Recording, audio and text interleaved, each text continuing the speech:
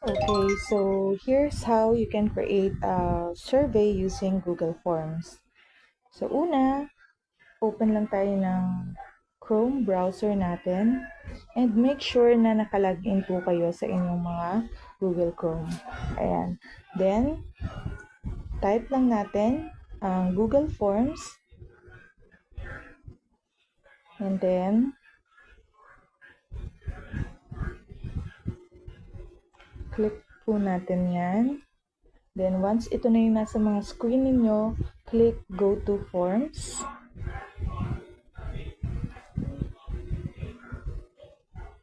Ayan. And then, ito na po yung lalabas. Okay, so una is ilagay natin yung inyong mga title. So, ano ba yung title na nilagay ninyo dyan sa inyong mga survey? So, for example, ang gagawin kong survey is about students' video game preferences. Okay, so dito natin siya ilalagay sa title. So, i-type nyo lang po dyan, students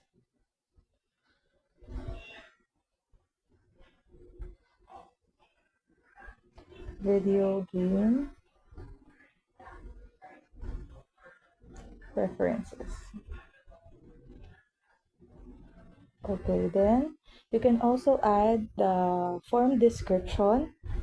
So, dito inyo ilalagay yung purpose ng inyong survey. Okay po, so for example, this questionnaire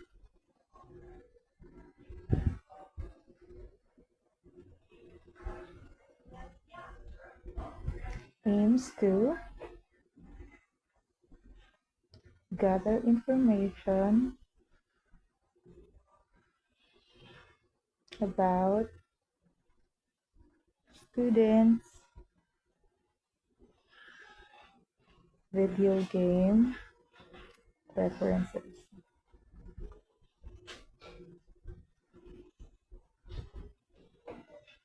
Ayan, so dito nyo po ilalagay yan ang inyong mga purpose ng survey. Okay, so once you're done with the title and the description, you can proceed with the questions. So, for example, we can add the name first. We can ask for the name, but kapag name po, pwede natin siyang i-optional question kasi ang iba is hindi sila comfortable na ilagay ang kanilang mga personal details. So, ilagay lang natin siya as optional. And the type of question is short answer. Okay? Then, if mag-a-add naman tayo ng question, you can click the plus sign, the plus icon. Ayan. Then, also we can add age. Diba? So, para malaman natin kung anong edad ba yung mga naglalaro ng ganito or ganyan. So, for the age, we can choose multiple choice type of question. And siguro ilagay na lang natin as, for example, is age 8 to 10. Then, second option is 11 to 13. Then, we have 14 to 16. Ayan. So, kunyari, yun yung mga choices natin. And, of course, yung edad, pwede natin siyang i-required. Okay? Para makuha natin talaga yung data. Okay. So, we can proceed dun sa mga questions na ginawa ninyo about your topic. Okay? So, for example, mag-a-add na tayo ng first question about the topic. Ayan, so move ko lang yan kasi nagkabaliktad sila. Okay, so let's add question. So, click lang ulit natin yung plus sign. Ayan. And then, for example, our first question about the topic is, what is your favorite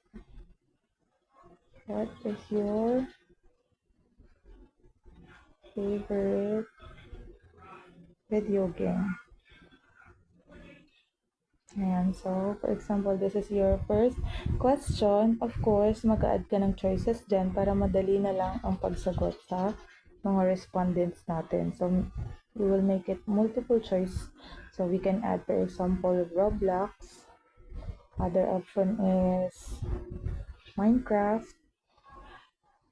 Then, another is Mobile Legend. And, halimbawa, wala sa choices yung nilalaro nila, we can add the other. Ayan. So, pag other ang pinili nila, ibig sabihin, they can type kung anong laro yung nilalaro nila. So, make sure na kapag yung question ay about na sa inyong topic, naka-record po yung inyong question. So, just on the record button dito sa baba ng question. Then, let's move to the next question. So, let's add number 1 here. Ayan. So, the minimum question po dapat about your topic is at least 5. Okay? So, let's move to the second question. Ayan. So, for example, question number 2 is, okay. Which of the following reason do you play video games? Okay. So, kanina, gumamit tayo ng multiple type question. So, dito naman, gawin natin siyang checkboxes. So, kapag checkboxes, the respondents can select more than one option. Okay, so, for example, choice number 1 is just for fun. Then, number 2 is to relax. Next is to play with friends. So, dito pwede silang mag-check ng 2 or more option. Kung ano yung mga dahilan ba't sila naglalaro ng video game. Or, for example, to improve my skills and to pass time. Okay. So, okay na siguro ito. Ayan. So, again, i-record din natin tong question na to. So, once ang question ay naka-record, ibig sabihin, hindi makaka-proceed o hindi makaka-submit ng answer ang mga respondents hanggat hindi nila ito sinasagutan. Okay. Next question, for example, ibang type naman ulit ng question. Nagamit na natin ang multiple choice, checkboxes, so linear scale naman gamitin natin dito. So, for example, the question is, how much do you enjoy playing video game? Okay. So, dito parang magkiklik-click lang sila dito ng kung ano ba yung kanilang rating. So, it's either 1 to 5, for example. Ayan, 1 to 5. So, optional naman yung label. Huwag na nating lagyan. So, again, required question. Then, click natin yung add question. Then, we're down to question number 4. So, dito, pwede din tayong gumamit pa ng iba. Like, when do you usually play video game? So, dito, instead of multiple choice, pwede tayong gumamit ng drop down. Ayan. So, drop down type of question. So, for example, morning, afternoon, evening. Ayan. So, for example, yun yung mga option natin. So, instead of multiple choice, ang ginamit ko po dyan is drop down. Okay. So, record din natin yung question. And for the last one, pwede naman tayo mag-short answer. Okay, so question number 5 is, what is one thing that you like most about playing video games?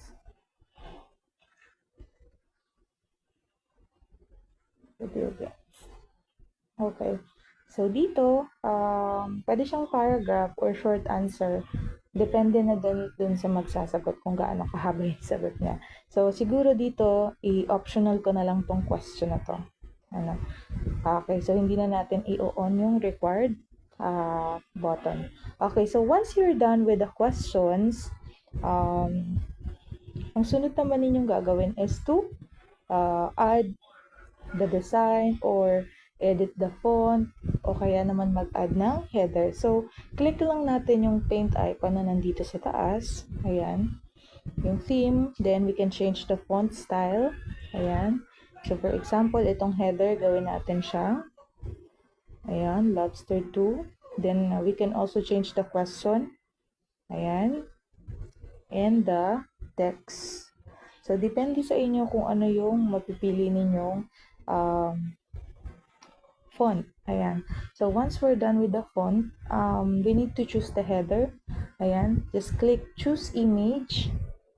Ayan. So, dito, pwede tayong mag-upload ng sarili nating photo. Ayan. So, click nyo yung upload.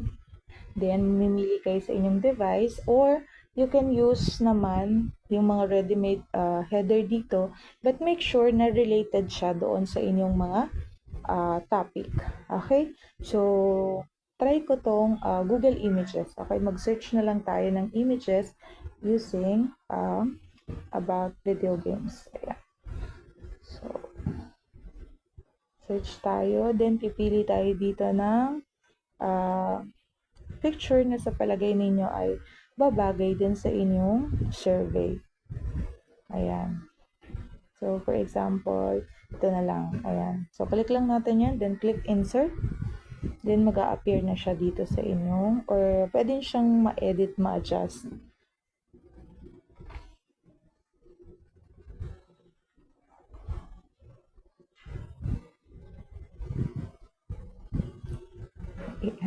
So, ito lang yung kapag mag-google images tayo, medyo kailangan mabilis ang ating internet. Ayan.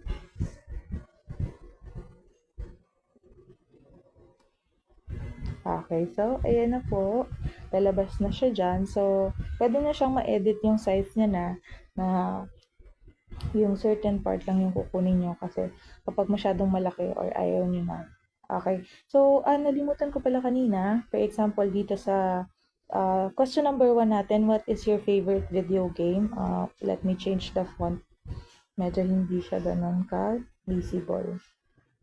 Okay, let me just use this one. Ayan. Okay, so dito pag may mga ganitong option, pwede kayong mag-add ng pictures. For example, yung Roblox. So, click nyo lang yung option na yon, then click nyo yung image icon sa gilid. Then, pwede kayong mag-add ng picture about Roblox. Ayan. So, same lang din sa pag-add ng header. So, gamitin natin yung Google Images. Then, type natin yung picture na gusto nating i-search. Then, for example, ito na lang nasa pinakauna. Then, click insert. Lalabas siya dyan. Okay. Then, ganun din sa second option natin. Click yung option. Then, click the picture icon. Search Google Images. Then, Minecraft. Then, choose the image that you want. Ayan. Then, click insert. Then, follow the same step. Ayan. Ayan. So, dito tayo sa Mobile Legend. So, ganun lang po. Pwede kayong magdagdag ng images para mas maganda siyang tingnan and mas maingganyo din yung mga magsasagot kapag may mga nakikita silang images. Pero make sure to use appropriate images ha. Huwag po tayong gagamit ng hindi magandang mga larawan. Okay? So, just click this one. Ayan, loading images siya. Okay, hindi nag-load yung ating Minecraft.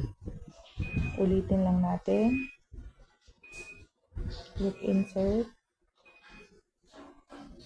Oh, ayaw niya doon. Sige, pili tayo nito. Ayan, okay. So, once you're done with the question, na-edit nyo na din yung inyong header, yung color, the font. Okay, so, proceed po tayo sa settings. So, sa taas, may nakalagay po dyan na questions, responses, settings. So, dito sa responses, dito nyo makikita kapag may nagsagot na dun sa inyong mga survey. Pero sa atin, wala pong magsasagot dyan. So, ang purpose lang muna natin is makaka-create tayo ng online survey. So, let's proceed with the settings. Ayan, dito sa settings, click lang po natin yung drop-down arrow sa responses. Ayan. So, okay na yun. Do not collect the email address. Then, on lang po natin yung limit to one response. Ayan. So, on lang natin yan. Okay. Then, once you're done, pwede nyo siyang i-preview para makita nyo kung ano yung makikita ng mga magsasagot. Okay. So, click lang natin tong preview. Ayan. So, ito yung makikita ng mga respondents natin kapag magsasagot na sila ng kanilang mga survey. Okay? So, kapag satisfied ka na dyan, okay na sa'yo, double check mo na lahat ng mga questions mo and the settings. So, pwede mo na siyang i-publish. So, click lang natin tong arrow na to, or if gumagamit kayo ng mga laptop, makikita nyo dyan, may word dyan na publish. So, kapag wala, itong arrow na to, click nyo lang yan. And then, make sure na naka-anyone with the link sila. Okay, so kapag anyone with the link, so pwede mong masendan, even yung mga naka-Gmail account, hindi lang yung naka-debit account. Okay, so just click publish. Ayan. Then, shorten URL and then copy. So, yung URL na yun po ang inyong isi-send, ipapasa for checking. Okay? So, yan lang.